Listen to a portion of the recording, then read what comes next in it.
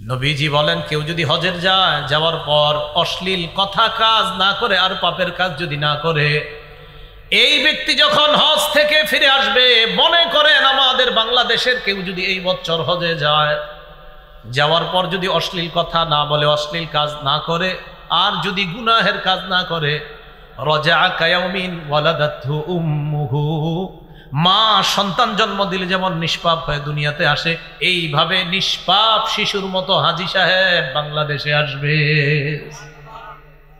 সদ্য ভূমিষ্ঠ সন্তানের যেন কোনো পাপ থাকে না, যেমন এইভাবে হাজী সাহেব সেখান থেকে পাপ মুক্ত অবস্থায় আজকে জন্ম নিছে মায়ের পেট থেকে, এমন অবস্থায় তিনি ওই হজ থেকে তার দেশে প্রত্যাবর্তন করবেন।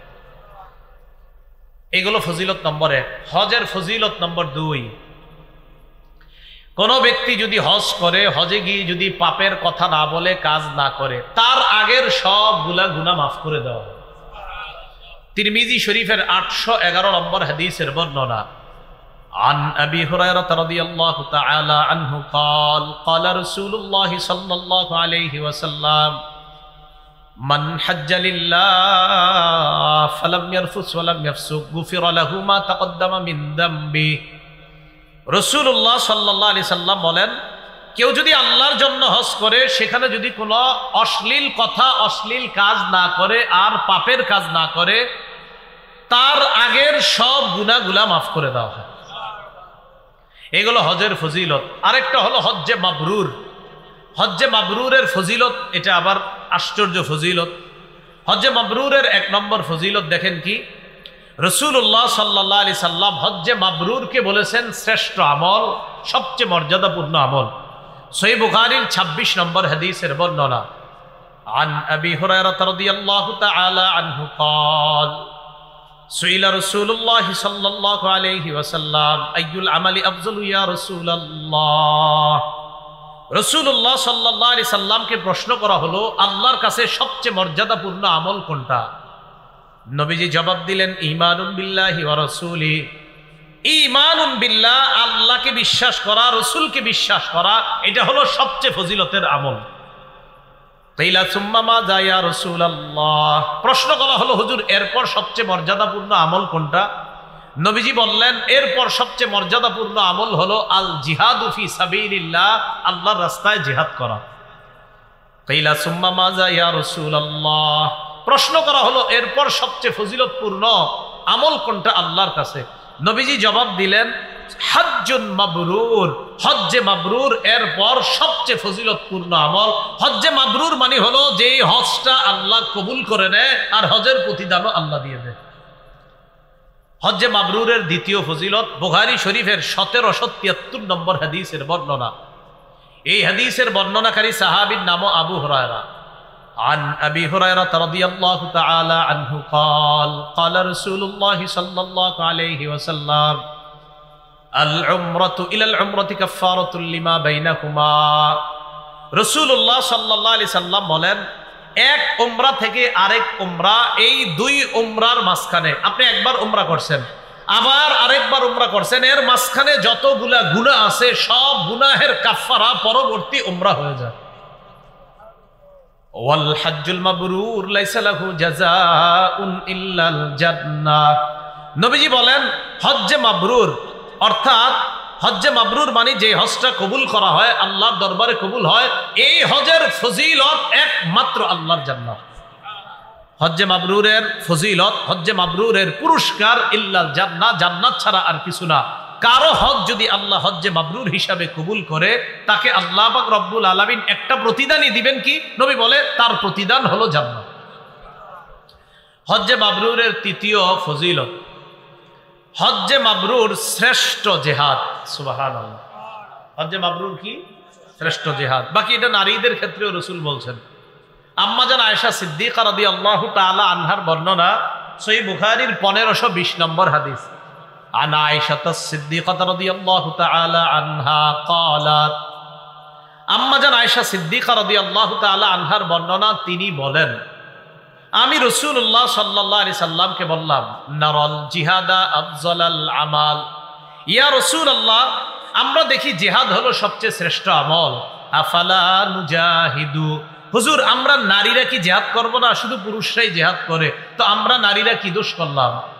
রাসূলুল্লাহ সাল্লাল্লাহু আলাইহি সাল্লাম বললেন, লা, না, তোমরা জিহাদ করা লাগবে না। ওয়ালাকিন্না আফযালাল জিহাদ আল হাজ্জুল মাবরুর। নবী বলেন, তোমাদের জন্য সবচেয়ে শ্রেষ্ঠ জিহাদ হলো হজ্জে মাবরুর। কোন নারী যদি হজ করে আর তার হজ যদি হজ্জে মাবরুর হিসাবে আল্লাহ কবুল করেন, নবী বলে এটাই তো সবচেয়ে বড় জিহাদ।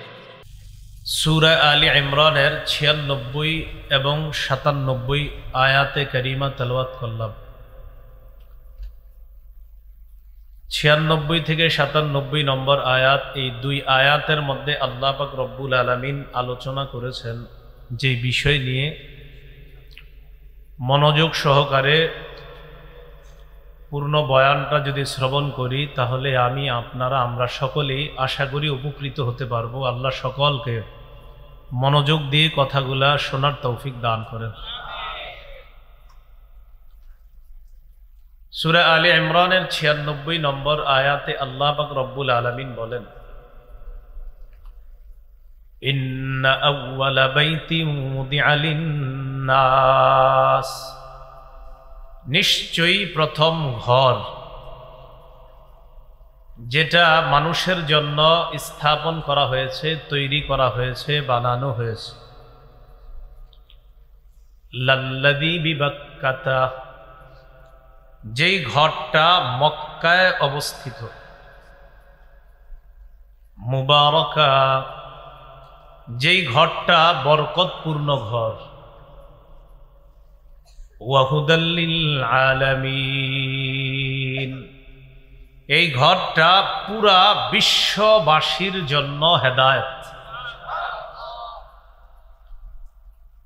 তো পৃথিবীর প্রথম ঘর, এই ঘরের ব্যাপারে আল্লাহ পাক রব্বুল আলামিন বললেন যে এটা পুরা পৃথিবীবাসীর জন্য হেদায়েতের মারকাজ। নাসাই শরীফের 690 নম্বর হাদিসের বর্ণনা। ইব্রাহিম রহমতুল্লাহ আলাই তিনি বলেন, আমি আমার বাবার কাছে কোরআন শিখতাম, ফিসিক্কা, রাস্তায় বসে আমি আমার বাবার কাছ থেকে কোরআন শিখতাম। তিনি বলেন, করাতু আলা আবি ফিসিক্কা, আমি আমার বাবার কাছে কোরআন শিখতাম রাস্তায় বসে। ফাকরাতুস সাজাদা, আমি সিজদার আয়াত তেলাওয়াত করলাম। ফাসাজাদা, আব্বার সাথে সাথে রাস্তায় সিজদা করলেন। আব্বার কাছে কোরআন শিখি, রাস্তায় বসে শিখছিলাম, তো আমি সিজদার আয়াত তেলাওয়াত করলাম, আব্বা সিজদার আয়াত শুনে রাস্তায় সিজদা করলেন। সিজদার আয়াত শুনলে কি করতে হয়? সিজদা দিতে হয়। আমি আব্বাকে বললাম, আতাসজুদু ফিত তরিক, আব্বা আপনি রাস্তায় সিজদা দেন? তো আব্বা জবাব দিলেন, সামিআতু আবা যাররিন রাদিয়াল্লাহু তাআলা আনহু ইয়াকুল সাআলতুন নাবিয়্য সাল্লাল্লাহু আলাইহি ওয়াসাল্লাম আইয়ু মাসজিদিন মুদিআ আউওয়ালা। আমার বাবা জবাব দিলেন, আমি সাহাবী আবু যর রাদিয়াল্লাহু তাআলা আনহুকে বলতে শুনেছি। আবু যর রাদিয়াল্লাহু তাআলা আনহু বলেন, আমি রাসূলুল্লাহ সাল্লাল্লাহু আলাইহি সাল্লামের কাছে জিজ্ঞাসা করলাম, পৃথিবীতে সর্বপ্রথম কোন মসজিদটা বানানো হয়েছে? فقال رسول الله صلى الله عليه وسلم المسجد الحرام। রাসূলুল্লাহ সাল্লাল্লাহু আলাইহি সাল্লাম জবাব দিলেন, সর্বপ্রথম মসজিদে হারাম এটা বানানো হয়েছে। قلت ثم أي يا رسول الله، আমি জানতে চাইলাম এরপর কোন মসজিদটা বানানো হয়েছে। فقال رسول الله صلى الله عليه وسلم المسجد الأقصى।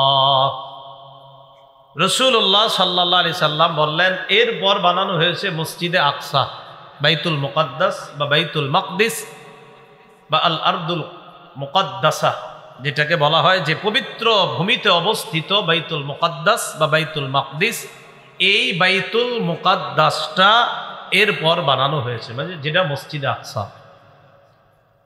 আমি এরপর প্রশ্ন করলাম কামবাইনা হুমা, হুজুর মসজিদে হারাম আর মসজিদে আকসা যে বানানো হয়েছে দুইটার মাঝে ব্যবধান ছিল কতদিনের?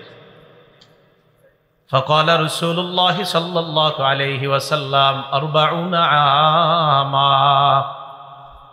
রাসূলুল্লাহ সাল্লাল্লাহু আলাইহি সাল্লাম বললেন দুটির মাঝে ব্যবধান ছিল 40 বছরের। কয় বছর? তাহলে মসজিদে হারাম বানানোর 40 বছর পর বানানো হয়েছে মসজিদে আকসা।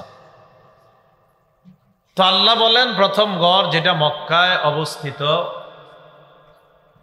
তো এই ঘরের ব্যাপারে সূরা আলী ইমরানের 96 নম্বর আয়াতে আল্লাহ বললেন ফিহি আয়াতুম বাইয়িনাতুম মাকামু ইব্রাহিম। আল্লাহ বলেন এখানে অনেকগুলা নিদর্শন রয়েছে, যেমন মাকামে ইব্রাহিম আছে। আপনারা যারা হজে গিয়েছেন কাবার পাশেই দেখবেন মাকামে ইব্রাহিম, ছোট্ট একটা সোনালী কালারের মিনারের মতো, এটার ভিতরে একটা ছোট পাথর আছে। তো এই কথা রাসূলুল্লাহ সাল্লাল্লাহু আলাইহি সাল্লাম জানায় দিলেন, এটা প্রথম মসজিদ, ওটা দ্বিতীয় মসজিদ। ওই যে বাপেরে প্রশ্ন করছে আব্বা আপনি রাস্তায় সিজদা দিলেন কেন, তো নবীজির হাদিস দিয়ে তিনি দলিল দিচ্ছেন। নবীজি আবু যরকে বললেন, আবু যর আল আরদু লাকা মসজিদুন, দুনিয়ার জমিনটাও তোমার জন্য মসজিদ, সিজদা দেওয়ার জায়গা। অপবিত্র যদি না থাকে তুমি সেখানেও সিজদা দিতে পারবা। হাইসু আদরাকাতকাস সালাহ, আমার উম্মত যেখানেই নামাজ সুযোগ হবে, সময় হবে, মসজিদ যদি না পায় পবিত্র মাটিতে সিজদা দিলে নামাজ পড়লেও আদায় হয়। এটাই উম্মতের বৈশিষ্ট্য। অন্যান্য উম্মত কিন্তু যে কোনো জায়গায় সিজদা দিলে হবে না, নির্দিষ্ট জায়গায় গিয়ে ইবাদত করতে হতো। তো আল্লাহ পাক রব্বুল আলামিন প্রথম ঘরের ব্যাপারে বললেন, আর এটার আশেপাশে যে নিদর্শন এটার ব্যাপারেও বললেন। এরপরে আল্লাহ বলেন ওয়ামান দাখালাহু কানা আমিনা, এই মসজিদে যে প্রবেশ করবে সে নিরাপদ হয়ে যাবে। পরের আয়াত 97 নম্বর আয়াতে আল্লাহ বলেন ওয়ালিল্লাহি আলান নাসি হিজ্জুল বাইতি মান ইসতাতা ইলাইহি সাবিলা, যাকে আল্লাহ এই পরিমাণ সামর্থ্য দিয়েছে যে তিনি এই টাকা দিয়ে, এই সামর্থ্য দিয়ে আল্লাহর ঘর পর্যন্ত যাওয়ার সামর্থ্য রাখে, ওই ব্যক্তি আল্লাহর জন্য হজ করা ফরজ করা হয়েছে। যেই ব্যক্তি আল্লাহর ঘর পর্যন্ত যাওয়ার সামর্থ্য রাখে, ভরণ পোষণ বাদ দিয়ে, নিজের চলা, ভরণ পোষণ, সন্তানাদি, পরিবারের খরচ ইত্যাদি বাদ দিয়ে এই পরিমাণ অর্থের মালিক যে, যিনি এই অর্থ দিয়ে আল্লাহর ঘর পর্যন্ত যেতে পারবে, তার উপর আল্লাহকে খুশি করার জন্য আল্লাহর ঘরে গিয়ে হজ করা ফরজ। হজ করা কি ফরজ? قال رسول الله صلى الله عليه وسلم بني الإسلام على 5 شهادة أن لا إله إلا الله وأن محمد رسول الله وإقام الصلاة وإيتاء الزكاة والحج وصوم رمضان। রাসূলুল্লাহ সাল্লাল্লাহু আলাইহি সাল্লাম বলেন ইসলামের ভিত্তি 5টি জিনিসের উপর। 1 নাম্বার আল্লাহ ছাড়া কোনো ইলাহ নাই এই কথার সাক্ষী দেওয়া, আর মুহাম্মদ সাল্লাল্লাহু আলাইহি সাল্লাম আল্লাহর রাসূল এটা মেনে নেওয়া। 2 নাম্বার নামাজ প্রতিষ্ঠিত করা, নামাজ কায়েম করা। 3 নাম্বার যাকাত দেওয়া। 4 নাম্বার হজ করা। 5 নাম্বার রমজান মাসে রোজা রাখা। খুব মনোযোগ দিব আমরা হজের ব্যাপারে। কয়েকটি কথা। 1 নাম্বার, হজ কার উপরে ফরজ? এটা তো সূরা আলী ইমরানের 97 নম্বর আয়াতে আল্লাহ জবাব দিয়ে দিয়েছেন, যেই ব্যক্তির কাছে আল্লাহর ঘর পর্যন্ত যাওয়ার সামর্থ্য আছে, নিজের ভরণ পোষণ ইত্যাদি খরচ আদি বাদ দিয়ে, তার জন্য আল্লাহকে খুশি করার জন্য তার উপর হজ করা ফরজ। তার উপর হজ করা কি ফরজ? খুব মন দিয়ে শুনেন, যাদের হজ ফরজ হওয়ার পরেও হজ করেন নাই সবাই মন দিয়ে শুনেন। তাহলে 1 নাম্বার কার উপর হজ ফরজ জানলাম। 2 নাম্বার হজ কতবার ফরজ? উত্তর, জীবনে একবার ফরজ। বলেন, হজ জীবনে সামর্থ্যবান জি তার জন্য জীবনে একবার হজ করা ফরজ। মুসলিম শরীফের 3148 নম্বর হাদিসের বর্ণনা। عن أبي هريرة رضي الله تعالى عنه قال خطبنا رسول الله صلى الله عليه وسلم فقال يا أيها الناس قد فرض الله عليكم الحج فحجوا আবু হুরায়রা রাদিয়াল্লাহু তাআলা আনহু বলেন, রাসূলুল্লাহ সাল্লাল্লাহু আলাইহি সাল্লাম আমাদের উদ্দেশ্যে ভাষণ দিচ্ছিলেন। ভাষণের এক পর্যায়ে রাসূলুল্লাহ সাল্লাল্লাহু আলাইহি সাল্লাম বললেন, হে জনগণ, আল্লাহ তোমাদের উপর হজ ফরজ করেছেন, অতএব তোমরা হজ করো। এতটুকু অনুবাদ বুঝছেন? আল্লাহ তোমাদের উপর হজ ফরজ করেছেন, অতএব তোমরা কি করো? হজ করো। ফাকালা রাজুলুন আকুল্লা আমিন ইয়া রাসূলুল্লাহ। এক ব্যক্তি দাঁড়িয়ে বললেন, ইয়া রাসূলুল্লাহ, হজ করা কি প্রত্যেক বছর ফরজ? হুজুর, হজ কি প্রত্যেক বছর ফরজ? এক ব্যক্তি জিজ্ঞাসা করে বলছে। ফাসাকাতা, আল্লাহ নবী চুপ রইলেন। হাত্তা ক্বালাহা সালাসান, ওই ব্যক্তি এক এক করে 3 বার প্রশ্ন করলেন, ইয়া রাসূলুল্লাহ, প্রত্যেক বছর কি হজ করা ফরজ? প্রথমবার বলার পর আল্লাহ নবী চুপ রইলেন, দ্বিতীয়বার বলার পর আল্লাহ নবী চুপ রইলেন, তৃতীয়বার বলার পর আল্লাহ নবী চুপ থাকার পর জবাব দিলেন, লাউ কুলতু নাআম লাওয়াজাবাত। তুমি বারবার বললা প্রত্যেক বছর হজ করা ফরজ কিনা, আমি নবী যদি বলে ফেলতাম হ্যাঁ, আমি যদি কি বলতাম? আমি যদি হ্যাঁ বলতাম লাওয়াজাবাত, তাহলে সামর্থ্যবানদের জন্য প্রত্যেক বছর হজ করা ফরজ হয়ে যেত, অবধারিত হয়ে যেত। ওয়ালা মাস্তাতাতুম, আর এটা করা তোমাদের জন্য কষ্টসাধ্য হয়ে যেত। তুমি কেন বারবার প্রশ্ন করতেছো? তুমি যে প্রশ্ন করলা, আমি যদি একবার বলতাম হ্যাঁ, যদি একবার বলতাম নাম, যে হ্যাঁ হজ প্রতি বছর ফরজ, তো প্রত্যেক বছর সামর্থ্যবানদের জন্য হজ ফরজ হয়ে যেত। তাহলে নবী হ্যাঁ বলেন নাই, এতে বোঝা যায় হজ সামর্থ্যবানদের জন্য প্রত্যেক বছর না একবার ফরজ? একবার ফরজ। আরেকটা বর্ণনা থেকে আমরা জানি, ইবনে মাজাহ কিতাবের নাম, এই কিতাবের 2886 নম্বর হাদিসের বর্ণনা। আন্নাল আকরা ইবনে হাবিস রাদিয়াল্লাহু তাআলা আনহু قال আন্নাহু সাআলা আন-নবিয়্য সাল্লাল্লাহু আলাইহি ওয়াসাল্লাম আল হজ্জ ফি কুল্লি সানাতিন আও মাররাতান ওয়াহিদা। রাসূলের এক সাহাবী নাম আকরা ইবনে হাবিস, তিনি আল্লাহ রাসূলকে প্রশ্ন করলেন, হুজুর, প্রত্যেক বছর কি হজ ফরজ নাকি জীবনে একবার করলেই হবে? ফাকালা বাল মাররাতান ওয়াহিদা, আল্লাহ নবী বললেন একবার হজ করলেই হবে। ফামান ইসতাতাআ, কোন ব্যক্তি যদি সামর্থ্য রাখে প্রতি বছর হজ করার, ফাতাতাওউন, একবার হবে ফরজ, আর সামর্থ্য রাখলে যদি প্রতি বছর করে সেগুলো হবে নফল।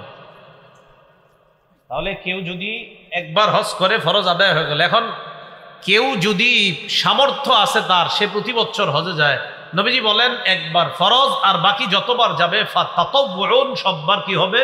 নফল। তাহলে হাদিস কি থেকে কি শিখলাম? জীবনে সামর্থ্যবানের উপর হজ ফরজ কয়বার, আর সামর্থ্যবান পরে যতবার যাবে ততবার কি ফরজ হবে নাকি নফল? নফল। তৃতীয় কথা হজের ব্যাপারে, হজ ফরজ হয়ে গেলে যত দ্রুত আদায় করা সম্ভব দ্রুত আদায় করে নেওয়া। খুব মনোযোগ দেন, গুরুত্বপূর্ণ কথাগুলো এসে যাচ্ছে। ইবনে মাজার 2883 নম্বর হাদিসের বর্ণনা। এই হাদিসের বর্ণনাকারী আব্দুল্লাহ ইবনে আব্বাস রাদিয়াল্লাহু তাআলা আনহুমা ফজল থেকে বর্ণনা করেন, অথবা আও আহাদিহিমা আনিল আখর, মানে আব্দুল্লাহ ইবনে আব্বাস ফজল থেকে হাদিসটা বলেছেন, অথবা ফজল আব্দুল্লাহ ইবনে আব্বাস থেকে বলেছেন। দুইজনের একজন, হয়তো তিনি তার থেকে বা সে তার থেকে, অথবা তিনি তার থেকে, এইভাবে দুইজনের একজন নবীজির থেকে হাদিসটা বলছেন। ক্বালা রাসূলুল্লাহ সাল্লাল্লাহু আলাইহি ওয়াসাল্লাম, আল্লাহ নবী বলেন, মান আরাদাল হজ্জা ফাল্যাতাআজ্জাল, যে ব্যক্তি হজের ইচ্ছা করে সেই ব্যক্তি যেন তাড়াতাড়ি হজ করে নেয়। ফাইন্নাহু কদ ইয়ামরাদুল মারিদ, কারণ এমন হতে পারে সামর্থ্যবান হঠাৎ অসুস্থ হয়ে যেতে পারে, আর হজে যাওয়া সম্ভব হবে না। কখনো কখনো মানুষ কি হয়ে যায়, অসুস্থ। তো হজ ফরজ হওয়ার পর রাসূল বলেন তাড়াতাড়ি যেন করে, ফাইন্নাহু কদ ইয়ামরাদুল মারিদ, কারণ কখনো কখনো মানুষ অসুস্থ হয়ে যায়। ওয়া তাদিল্লুদ দাল্লা, কখনো কখনো প্রয়োজনীয় জিনিসগুলা হারায়া যায়, প্রয়োজনীয় জিনিসগুলা হারায়া যায়। করোনার আগে আমিও হজের জন্য টাকা জমাইছি, করোনা ভাইরাস আসলো, হজে যেতে পারলাম না, হজের সময় জমানো টাকা বিভিন্ন জায়গায় দিতে হয়েছে। তো এই যে হজে যেতে পারলাম না, এরপরে আপনার কি এসে গেল সামনে, তাদিল্লুদ দাল্লা, আপনার প্রয়োজনীয় জিনিস হারিয়ে গেল। ওয়াতারিদুল হাজা, আবার কোন কোন প্রয়োজন সামনে আসতে পারে, যেই প্রয়োজনে আপনি বাধ্য হবেন আপনার জমানো টাকা খরচ করতে। তো দেখেন করোনার সময় হজ বন্ধ, অনেক সামর্থ্যবান যারা আপনার হজের নিয়ত করেছে, জমানো টাকা মানুষের অসহায় অবস্থা দেখা টাকা দিয়ে দিয়েছে। তাহলে কি বোঝা গেল, রাসূল বলেন কখনো মানুষ অসুস্থ হয়ে যেতে পারে, কখনো মানুষ তার সামনে যে প্রয়োজন, এমন প্রয়োজন আসতে পারে যেই প্রয়োজনের কারণে আর হজে যাওয়া হবে না, আবার কখনো তার প্রয়োজনীয় জিনিসগুলাই হারিয়ে যেতে পারে। মনে কথার কথা, আপনি টাকা জমাইছেন, জমানোর পর খালি রেখে দিচ্ছেন, না এবছর না পরের বছর ঘরে ডাকাতি হয়ে গেছে। রাসূলুল্লাহ সাল্লাল্লাহু আলাইহি সাল্লাম বলেন হজের ইচ্ছা করলে, কোনো বাধা না থাকলে তাড়াতাড়ি হজ আদায় করা। কথা বুঝে আসছে? যদি আদায় না করেন তো তিনটা সমস্যার কথা নবী বললেন। কদ ইয়ামরাদুল মারিদ, কখনো মানুষ অসুস্থ হয়। 2 নম্বর বললেন ওয়াতাদিল্লুদ দাল্লা, কখনো প্রয়োজনীয় জিনিস হারিয়ে যায়। 3 নম্বর বললেন ওয়াতারিদুল হাজা, কখনো কখনো এমন প্রয়োজন সামনে আসবে যে আপনি চাইলেও হজে যেতে পারবেন না। করোনার সময় হাজারো মানুষ হজের ইচ্ছা করার সত্ত্বেও যেতে পারে না, কারণ নিষেধ। তো আল্লাহ আমাদেরকে বুঝার তৌফিক দান করেন। তো সামর্থ্যবানরা অপেক্ষা আছে যে আমি এবার করবো না, পরের বার করবো, আগামী বছর দিয়ে কোনো গজবের কারণে হজ বন্ধ হবে না, এটার কি নিশ্চয়তা? এগুলো হজের ব্যাপারে তৃতীয় কথা। আব্দুল্লাহ ইবনে আব্বাস রাদিয়াল্লাহু তাআলা আনহুমার আরেকটা বর্ণনা, কিতাবের নাম সহিহুত তারগীব, হাদিস নাম্বার 1111 নম্বর হাদিস। আর আব্দুল্লাহ ইবনে আব্বাস রাদিয়াল্লাহু তাআলা আনহুমা তাআজ্জালু ইলাল হজ্জ ইয়ানি আল ফরিদা, তোমরা তাড়াতাড়ি হজ করো, অর্থাৎ ফরজ হজ তোমরা তাড়াতাড়ি আদায় করো। যাদেরকে সামর্থ্য দিয়েছে, সামর্থ্যবানরা যেন দ্রুত হজ আদায় করতে পারে, আল্লাহ তৌফিক দান করেন। হজের ব্যাপারে চতুর্থ কথা, আল্লাহ আপনারে হজের সামর্থ্য দিছে, দেওয়ার পর 1 বছর যান নাই, পরের বছরও যান নাই, তৃতীয় বছর যান নাই, চতুর্থ বছর যান নাই, পঞ্চম বছর যান নাই। কয় বছর হলো মোট? হ্যাঁ, কয় বছর হলো? 5 বছর। এরকম যদি ঘটনা ঘটে, সহিহ ইবনে হিব্বান 3703 নম্বর হাদিস, সহিহুত তারগীব হাদিস নাম্বার 1166 নম্বর হাদিস। এই হাদিসের মধ্যে রাসূলুল্লাহ সাল্লাল্লাহু আলাইহি সাল্লাম বলেন, হাদিসের বর্ণনাকারী আবু সাঈদ খুদরি রাদিয়াল্লাহু তাআলা আন, তিনি বলেন আল্লাহ রাসূল বলেছেন, আল্লাহ বলেন, মানে হাদিসটা হাদিসে কুদসি।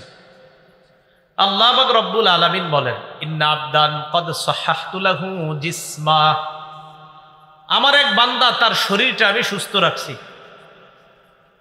এক বান্দার শরীর আমি সুস্থ রাখছি, মাশাআল্লাহ। ওয়া ওয়াসসাআতু লাহু ফিল মাঈশা, ওই বান্দাকে আমি চলার মতো সামর্থ্য দান করেছি, জীবনে চলার মতো যথেষ্ট পরিমাণ দেওয়ার মতো আমি দিয়েছি। আমি তার শরীরটাও সুস্থ রাখছি, আমি তাকে অনেক সম্পত্তিও দান করেছি। ইয়ামজি আলাইহি খামসাতু আওয়াম, এভাবে তার জীবনে 5টা বছর অতিবাহিত হয়ে গেছে। লা ইয়াফিদু ইলাইয়া, এরপরেও আমার কাছে আসে না,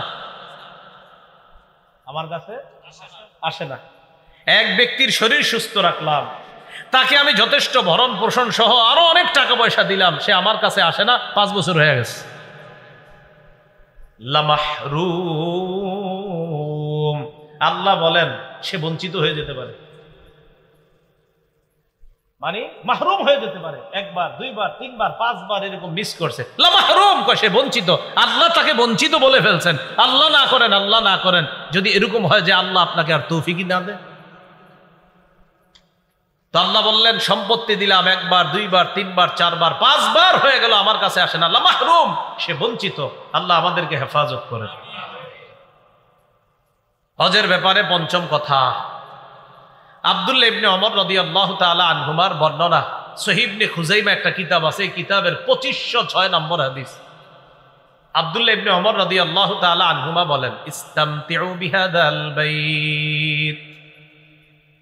আব্দুল্লাহ ইবনে ওমর বলেন, তোমরা হজ উমরার মাধ্যমে এই ঘরের বরকত অর্জন করো। সুবহানাল্লাহ। পরে কি বলে দেখেন, কদ হুদিমা মাররাতাইন, কাবা দুইবার ধ্বংস করা হয়েছে। ওয়া ইউরফাউ ফিস সালিসা, কাবা যদি আবার ধ্বংস করা হয় তখন কিন্তু কাবা উঠিয়ে নেওয়া হবে, আর কাবা আসবে না, হজও করতে পারবা না। দুইবার ধ্বংস করা হয়েছে, আরেকবার যদি ধ্বংস করা হয় কাবা উঠিয়ে নেওয়া হবে। তাড়াতাড়ি কাবার বরকত অর্জন করো তোমরা। সামর্থ্যবানদেরকে হজ করার তৌফিক দান করেন। হজের ব্যাপারে 6 নম্বর কথা, অনেকে অতি ভক্তি দেখায় হজে যায় না, কয় হজে গেলে ছবি তুলতে হবে তাই হজে যায় না।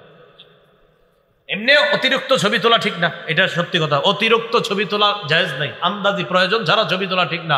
আপনারা জায়গায় জায়গায় সেলফি তোলেন, এগুলো ঠিক না। কিন্তু হজে যাওয়াটা এটা কি প্রয়োজন না অপ্রয়োজন? এখানে ছবি তুলতে হবে, এই জন্য অনেকে হজে যায় না, কয় না ছবি তুলতে হবে তাই হজে যাচ্ছে না। তো এরকম যদি অতি ভক্তি কেউ দেখায়, এটা আবার ঠিক না। আল মুস্তাদরাক লিল হাকিম কিতাবের নাম, এই কিতাবের 1664 নম্বর হাদিসের বর্ণনা। আন আব্দুল্লাহ ইবনে আব্বাস রাদিয়াল্লাহু তাআলা আনহুমা ক্বাল লা সরুরাতা ফিল ইসলাম। আল্লাহর নবী বলেন, ইসলামের মধ্যে সন্ন্যাসবাদিতা নাই। কি বাদিতা নাই? আমি হজে যাব না, টাকা পয়সা আছে, জঙ্গলে গিয়ে বসে রয়েছে, কোটি কোটি টাকা, কিন্তু উনি সালাগায় দিয়ে চলে, টাকা কোটি কোটি, সালাগায় দিয়ে চলে। কেন? উনি দুনিয়া বিমুখ, তাই সালাগায় দিয়ে হাঁটে চলে, উনি দুনিয়ার দারদারে না। তো আপনার 10 তলা বাড়ি কেন দুইটা? কথার কথা। তো অতি ভক্তি দেখায় হজে যাবে না, অথচ সামর্থ্য আছে। বলেন নাউজুবিল্লাহ।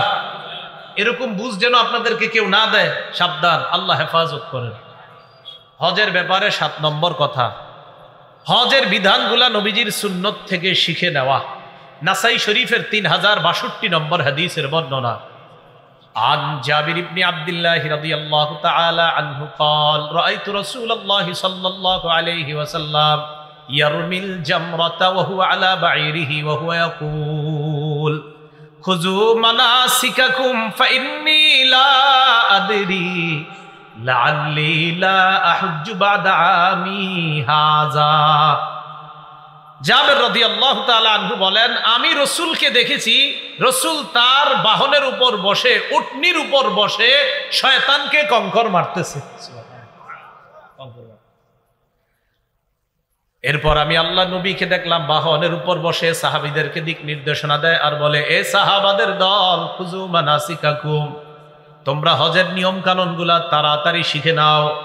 ফাইন্নী লা আদরি লাআল্লি লা আহজ্জু বা'দা আমী হাযা, আমার কেন যেন মনে হয় আগামী বছর হয়তো আমি আর হজ করতে পারবো না। মানে আগামী বছর হজের আগে রাসূল দুনিয়া থেকে বিদায় নিয়ে নিয়েছে। নবীজি বলেন, আমার জানা নাই, মনে হচ্ছে আগামী বছর আমি হজে নাও আসতে পারি। হজের নিয়ম কানুনগুলো তোমরা আমার থেকে শিখে নাও। হজের ব্যাপারে 8 নম্বর কথা, হজে গিয়ে 3টা কাজ কোনোভাবেই করা যাবে না। বলেন কয়টা? সূরা বাকারার 197 নম্বর আয়াত, আল্লাহ বলেন, ফামান ফারাদা ফিহিন্নাল হাজ্জা ফাসা ওয়ালা ফুসুকা ওয়ালা জিদালা ফিল হজ। হজের মাসে যারা হজ করবে তাদের জন্য 3টা কাজ করাই যাবে না। 1 নাম্বার লা রফাসা, অশ্লীল কাজ, অশ্লীল কথা বলা যাবে না। 2 নাম্বার ওয়ালা ফুসুকা, হজে গিয়ে কোনো পাপের কাজ করা যাবে না। 3 নাম্বার ওয়ালা জিদালা, হজে গিয়ে ঝগড়া করা যাবে না। বাংলাদেশি ভাইয়েরা কি করা যাবে না? লেগে যায়, লেগে যায়, চেতে যায়। তো ঝগড়া করা কিন্তু যাবে না হজে গিয়ে। আল্লাহ আমাদেরকে বুঝার তৌফিক দান করে। তাহলে হজে গিয়ে কি করা যাবে না? বলেন সবাই, হজে গিয়ে কি করা যাবে না? ঝগড়া। হজের ব্যাপারে 9 নম্বর কথা, তামাত্তু হজ করা উত্তম। তামাত্তু হজ মানে আমরা বাংলাদেশিরা ম্যাক্সিমাম যেটা করি এটাকে তামাত্তু হজ বলে। এখান থেকে উমরার ইহরাম বেঁধে আমরা যাই, উমরা করার পর এরপর আবার মাঝখানে অনেক দিন যায়, হজের আগে আবার ইহরাম বাঁধে। এই 2 হজ, একটা হলো উমরা আর একটা হজ, এই 2টাকে যে আলাদা আলাদা করে এটাকে বলা হয় হজ্জে তামাত্তু। বলেন কি বলা হয়? এই হজ করাটা সবচেয়ে উত্তম। বলেন এই হজ করাটা সবচেয়ে উত্তম। সহিহ ইবনে হিব্বানের বর্ণনা 3920 নম্বর হাদিস, রাসূলুল্লাহ সাল্লাল্লাহু আলাইহি সাল্লাম বলেন, ইয়া আলা মুহাম্মাদিন সাল্লাল্লাহু আলাইহি ওয়াসাল্লাম মান হাজ্জা মিনকুম ফালইউহিল্লা বিউমরাতিন ফি হাজ্জা। ও আমার পরিবারের লোকেরা শোনো, তোমরা যারা হজ করবা তারা যেন উমরা আর হজ আলাদা আলাদা করে আগে উমরার ইহরাম বাঁধবা, ইহরাম বাঁধার পর উমরা সমাপ্ত করে এরপর আবার হজ তোমরা আদায় করবা। এটাকে বলা হয় হজ্জে তামাত্তু। বলেন কি বলা হয়? তাহলে হজের ব্যাপারে 9টা বিষয় আমরা জানলাম। এবার আমরা জানবো হজের ফজিলত। হজের 1 নম্বর ফজিলত, যেই ব্যক্তি হজে গিয়ে অশ্লীল কথা বলবে না, অশ্লীল কাজ করবে না, আর কোনো গুনাহের কাজ করবে না, এরকম হজ যদি কেউ করতে পারে। সহিহ বুখারীর বর্ণনা 1521 নম্বর হাদিস, عن أبي هريرة رضي الله تعالى عنه قال قال رسول الله صلى الله عليه وسلم রাসূলুল্লাহ সাল্লাল্লাহু আলাইহি সাল্লাম বলেন, মান হাজ্জা লিল্লাহ ফালাম ইয়ারফুস ওয়ালাম ইয়াফসুক রাজাআ কায়াউমিন ওয়ালাদাতহু উম্মুহু। নবীজি বলেন, কেউ যদি হজের যায়, যাওয়ার পর অশ্লীল কথা কাজ না করে আর পাপের কাজ যদি না করে, এই ব্যক্তি যখন হজ থেকে ফিরে আসবে, মনে করেন আমাদের বাংলাদেশের কেউ যদি এই বছর হজে যায়, যাওয়ার পর যদি অশ্লীল কথা না বলে, অশ্লীল কাজ না করে, আর যদি গুনাহের কাজ না করে, রাজাআ কায়াউমিন ওয়ালাদাতহু উম্মুহু, মা সন্তান জন্ম দিলে যেমন নিষ্পাপ হয়ে দুনিয়াতে আসে, এইভাবে নিষ্পাপ শিশুর মতো হাজী সাহেব বাংলাদেশে আসবে। সদ্য ভূমিষ্ঠ সন্তানের যেন কোনো পাপ থাকে না, যেমন এইভাবে হাজী সাহেব সেখান থেকে পাপ মুক্ত অবস্থায় আজকে জন্ম নিছে মায়ের পেট থেকে, এমন অবস্থায় তিনি ওই হজ থেকে তার দেশে প্রত্যাবর্তন করবেন। এগুলো ফজিলত নম্বর 1। হজের ফজিলত নম্বর 2, কোনো ব্যক্তি যদি হজ করে, হজে গিয়ে যদি পাপের কথা না বলে, কাজ না করে, তার আগের সবগুলা গুনাহ মাফ করে দেওয়া হয়। তিরমিজি শরীফের 811 নম্বর হাদিসের বর্ণনা, عن أبي هريرة رضي الله تعالى عنه قال قال رسول الله صلى الله عليه وسلم من حج لله فلم يرفث ولم يفسق غفر له ما تقدم من ذنبه। রাসূলুল্লাহ সাল্লাল্লাহু আলাইহি সাল্লাম বলেন, কেউ যদি আল্লাহর জন্য হজ করে, সেখানে যদি কোনো অশ্লীল কথা, অশ্লীল কাজ না করে আর পাপের কাজ না করে, তার আগের সব গুনাহগুলা মাফ করে দেওয়া হয়। এগুলো হজের ফজিলত। আরেকটা হলো হজ্জে মাবরুর। হজ্জে মাবরুরের ফজিলত, এটা আবার আশ্চর্য ফজিলত। হজ্জে মাবরুরের 1 নম্বর ফজিলত দেখেন কি, রাসূলুল্লাহ সাল্লাল্লাহু আলাইহি সাল্লাম হজ্জে মাবরুরকে বলেছেন শ্রেষ্ঠ আমল, সবচেয়ে মর্যাদাপূর্ণ আমল।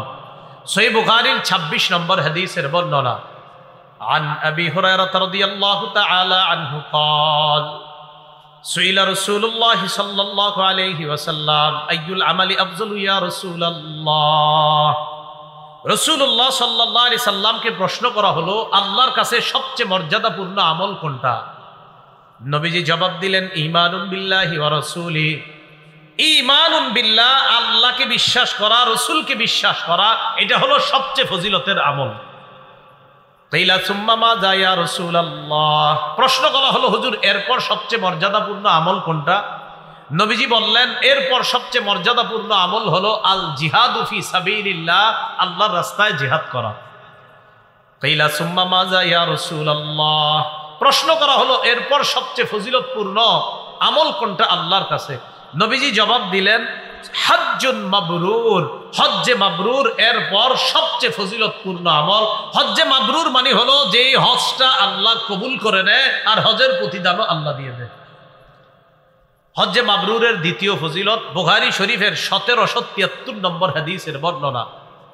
এই হাদিসের বর্ণনাকারী সাহাবীর নাম আবু হুরায়রা। عن أبي هريرة رضي الله تعالى عنه قال قال رسول الله صلى الله عليه وسلم العمرة إلى العمرة كفارة لما بينهما। রাসূলুল্লাহ সাল্লাল্লাহু আলাইহি সাল্লাম বলেন, এক উমরা থেকে আরেক উমরা, এই দুই উমরার মাঝখানে আপনি একবার উমরা করছেন, আবার আরেকবার উমরা করছেন, এর মাঝখানে যতগুলা গুনাহ আছে সব গুনাহের কাফারা পরবর্তী উমরা হয়ে যায়। ওয়াল হজ্জুল মাবরুর লাইসা লাহু জাযাউন ইল্লাল জান্নাহ। নবীজি বলেন হজ্জে মাবরুর অর্থাৎ হজ্জে মাবরুর মানে যে হজটা কবুল করা হয়, আল্লাহর দরবারে কবুল হয়, এই হজের ফজিলত একমাত্র আল্লাহর জান্নাত। হজ্জে মাবরুরের ফজিলত, হজ্জে মাবরুরের পুরস্কার ইল্লাল জান্নাত, জান্নাত ছাড়া আর কিছু না।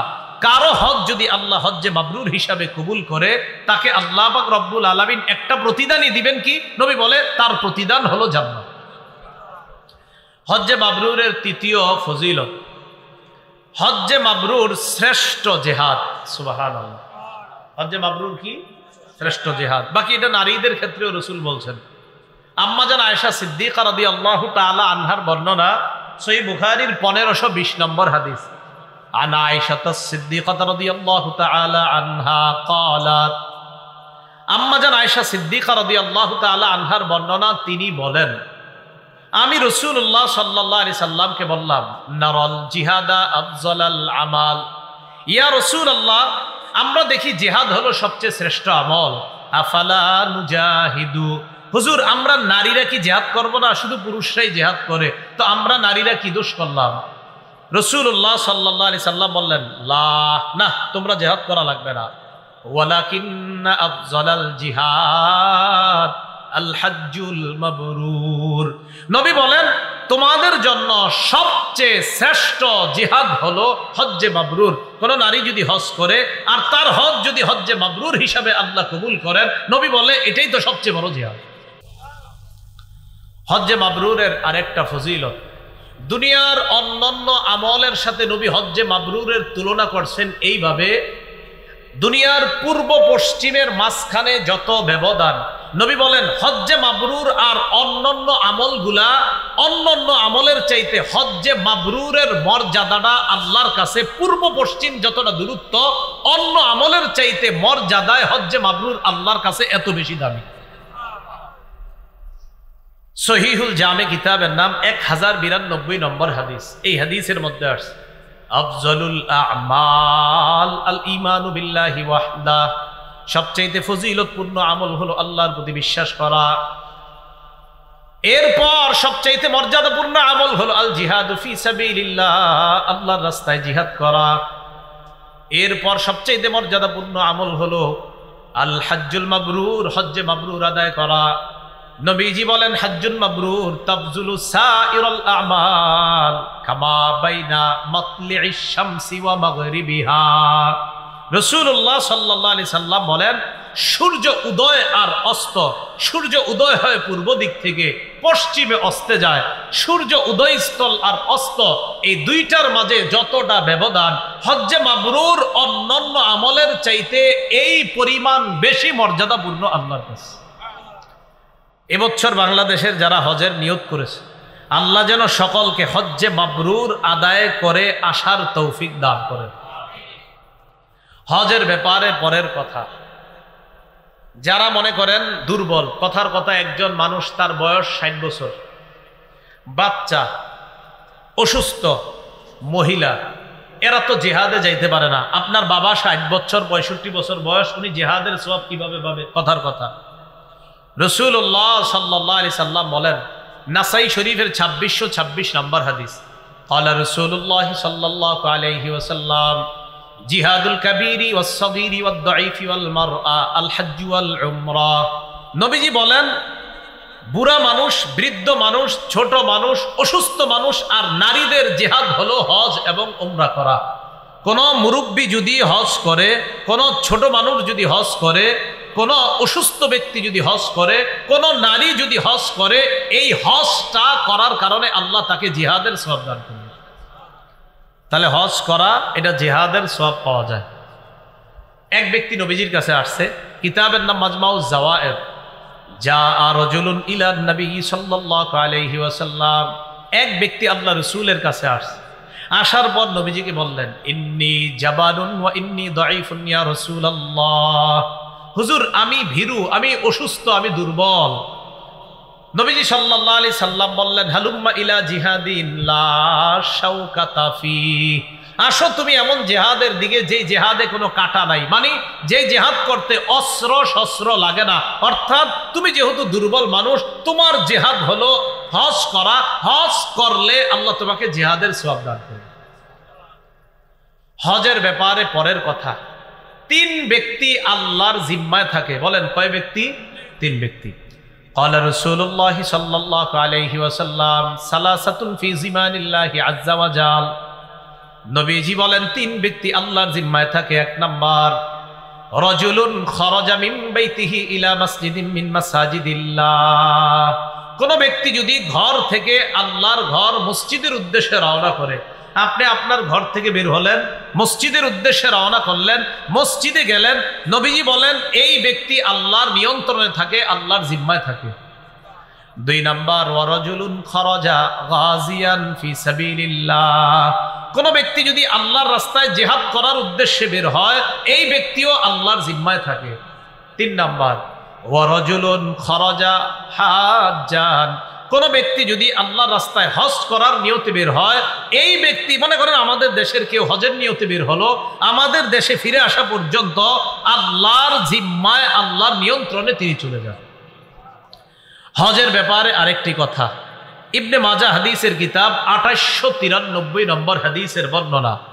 এই হাদিসের মধ্যে রাসূলুল্লাহ সাল্লাল্লাহু আলাইহি সাল্লাম বলেন, আল গাজী ফি সাবিলিল্লাহ ওয়াল হাজ্জ ওয়াল মু'তামির ওয়াফদুল্লাহ, রাসূলুল্লাহ সাল্লাল্লাহু আলাইহি সাল্লাম বলেন, আল্লাহর রাস্তার মুজাহিদ, হাজী সাহেব আর উমরা আদায়কারী, এই 3 ব্যক্তি ওয়াফদুল্লাহ, আল্লাহর প্রতিনিধি।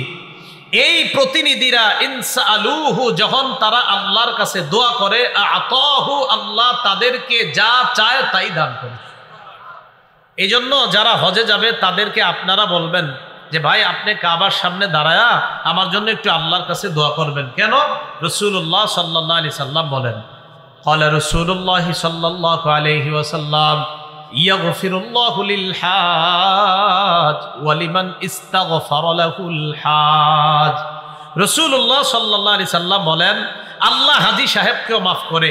হাজী সাহেব যাদের জন্য আল্লাহর কাছে ক্ষমা প্রার্থনা করবে, তাদেরকেও আল্লাহ মাফ করে। আল্লাহ হাজী সাহেবকে মাফ করে, হাজী যাদের জন্য আল্লাহর কাছে ইস্তেগফার পাঠ করবে, তাদেরকে আল্লাহ মাফ করে। অন্য বর্ণনায় আসছে, ইনিস্তাগফারুহু গফারা লাহুম, হাজী সাহেব যদি কারো জন্য আল্লাহর কাছে ক্ষমা চায়, আল্লাহ তাদেরকে মাফ করে দেয়। হজের ব্যাপারে আরেকটি কথা, আম্মা জান আয়েশা সিদ্দিকা রাদিয়াল্লাহু তাআলা আনহার বর্ণনা, হজে গেলে টাকা খরচ হয় কিনা বলেন সবাই? আচ্ছা, হজে গেলে টাকা খরচ হয়, কষ্ট হয়। আম্মা জান আয়েশা সিদ্দিকা রাদিয়াল্লাহু তাআলা আনহার বর্ণনা, তিনি বলেন, ইন্নালাকা মিনাল আজরি, তুমি ওই পরিমাণ সওয়াব পাইবা, তুমি ওই পরিমাণ সওয়াব পাইবা, আলা কদরি নাসাবিকা ওয়া নাফাকাতিকা। সহিহুত তারগীব কিতাবের নাম 1116 নম্বর হাদিস। এই হাদিসে আম্মা জান আয়েশা সিদ্দিকার বর্ণনা, তিনি বলেন, হাজী সাহেব হজ করতে যাওয়ার পর যেই পরিমাণ কষ্ট আর যেই পরিমাণ টাকা খরচ করে, ওই পরিমাণ সওয়াব আল্লাহ তাকে দান করবেন। তাহলে হজে গেলে হজের তো একটা সওয়াব আছে, আবার হজের জন্য যেই টাকাগুলো খরচ করছেন এটারও সওয়াব আছে। তিরমিজি শরীফের 810 নম্বর হাদিস, ক্বালা রাসূলুল্লাহ সাল্লাল্লাহু আলাইহি ওয়াসাল্লাম, তাবিউ বাইনাল হজ্জি ওয়াল উমরা ফাইন্নাহুমা ইয়ানফিয়ানিল ফাকরা ওয়াজ যুনুব।